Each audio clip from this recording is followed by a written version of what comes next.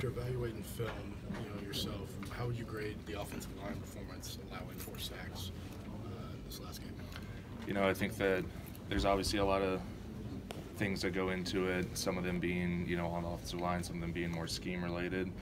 I think that they were very aggressive on defense, especially after the first 2 drives.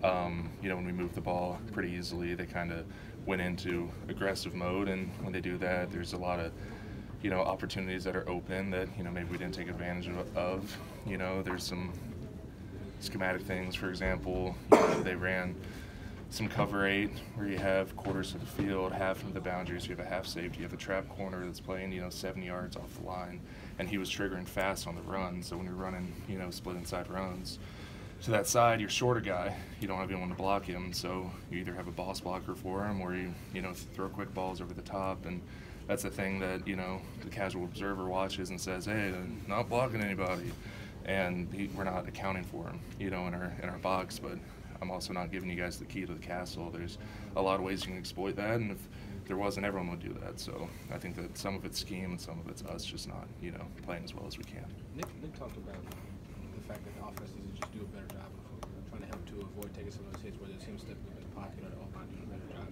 Is that something you even think about, or is it just one of those things you can't worry about because you just have to play the play? I mean, I think that there's a lot of times where you just have to execute your assignment, and like I said, they were being very aggressive. They were bringing a lot of edge pressure, and it got to the quarterback some, so kudos to them. There's times when we're working to that guy. There's times when we aren't working to that guy. There's times where the running back's working to that guy. There's times where we have to throw hot off that guy. And so, not taking the blame off the O-line, there's certainly times that we could have done a better job. But I think that it's, a little bit naive to sit there and watch and say the O-line's not blocking their assignments, because you guys don't know what the assignments are. Yeah, I don't think anybody was saying that. You'd be surprised. Do you hear a lot after a game like that about stuff like that? I mean, I try not to.